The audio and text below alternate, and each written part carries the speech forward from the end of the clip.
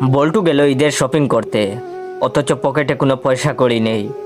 তবুও বল্টু শপিং মলে হাঁটছে আর কাপড় জুতা প্যান্ট দেখছে। হঠাৎ একটা জিন্সের প্যান্ট দেখে বল্টুর খুব ভালো লাগলো। লোভ সামলাতে পারল না সে। বল্টু তখন দোকানদারকে বলল, এই জিন্স প্যান্টের দাম কত? দোকানদার বলল 1000 টাকা। তখন বল্টু বলল, 300 টাকা হবে ভাই।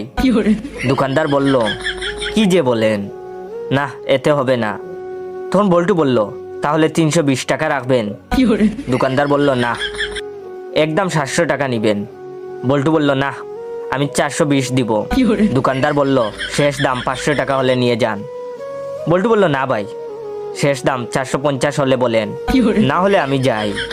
তখন দোকানদার বলল, আচ্ছা নিয়ে যান। তখন বল্টু প্যান্টটা হাতে নিয়ে দিল এক দৌড়।